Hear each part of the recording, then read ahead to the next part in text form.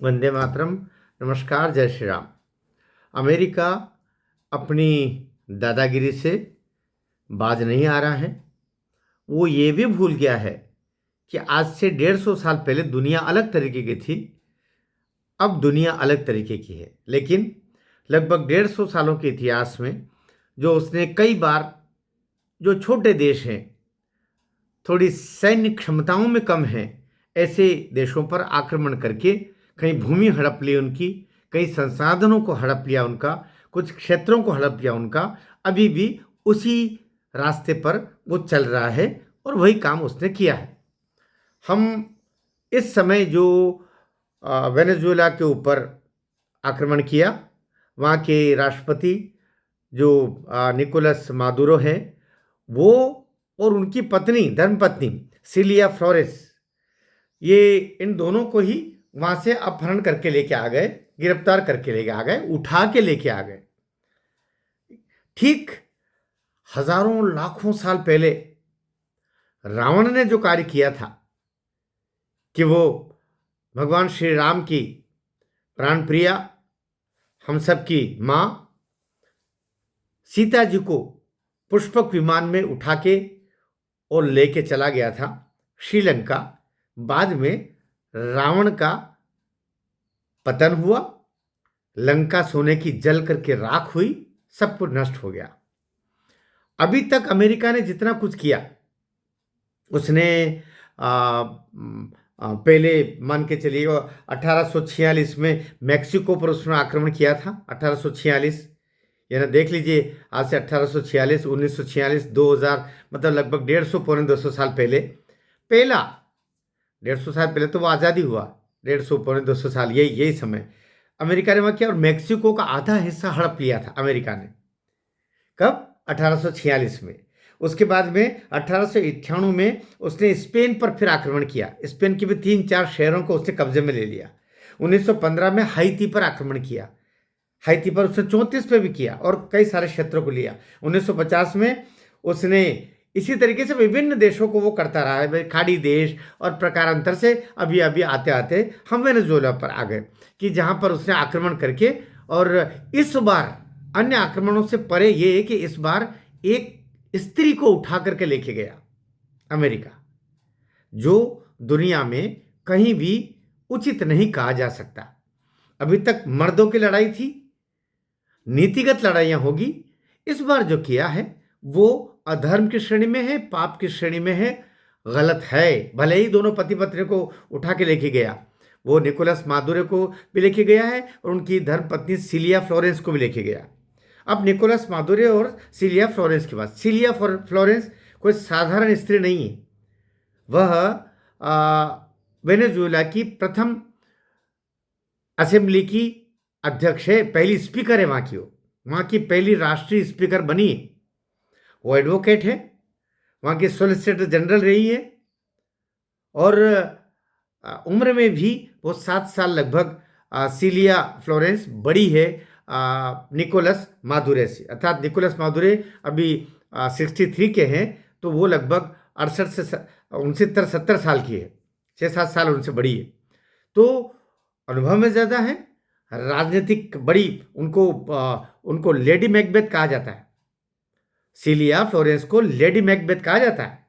अब जो English literature को जानते हैं और इंग्लिश हिस्ट्री को जानते हैं, वो समझ जाएंगे कि लेडी मैकबेथ कौन थी।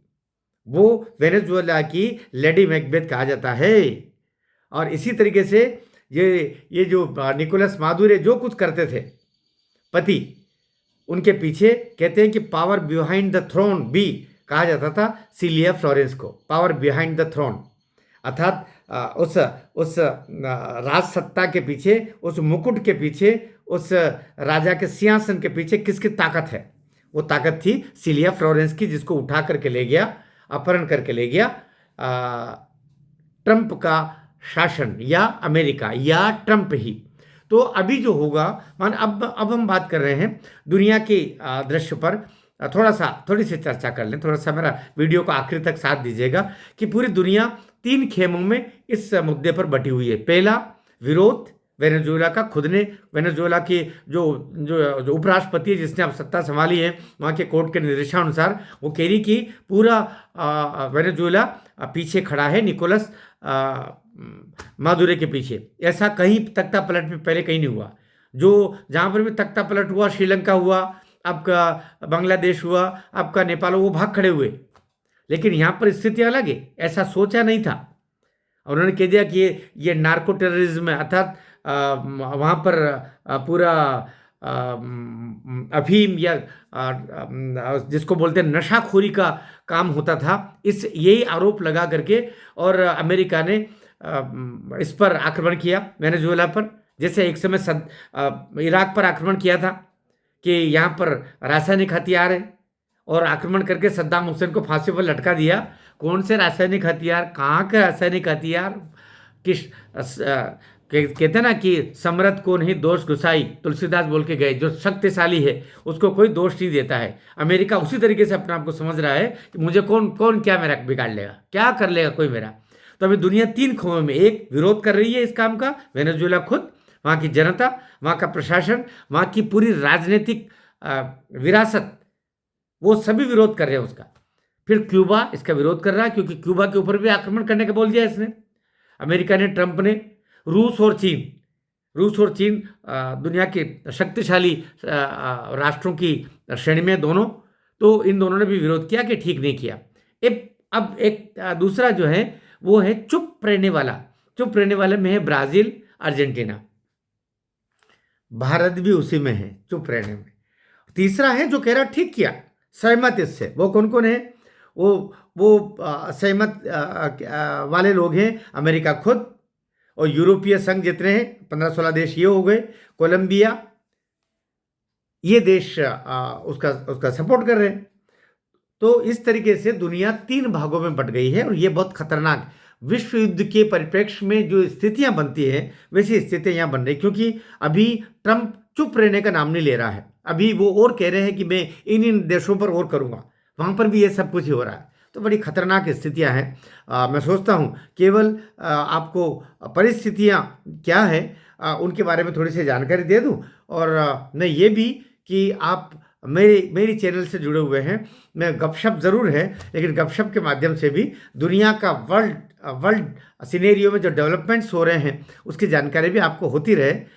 फिल्मी दुनिया की जानकारियाँ, अन्य सब सामाजिक परिप्रेक्ष्य में, राष्ट्रीय परिप्रेक्ष्य में, लेकिन ये परिप्रेक्ष्य भी आप अपडेट रहें कि क्या कुछ दुनिया में चल रहा है, और उससे भी आपके ओपिनियन बने। अपने देश के परिप्रेक्ष्य में भी देखिएगा नरेंद्र मोदी कितने मुहाने पर लड़ रहा है। आज इन्होंने एक छोटे से राष्ट्र जो उन्हीं के पास का पड़ोसी रहा है, वो पड़ोसी ने कभी वो अमेरिका का ही हिस्सा रहा है, ऐसे वेनेजुएला पर आक्रमण किया।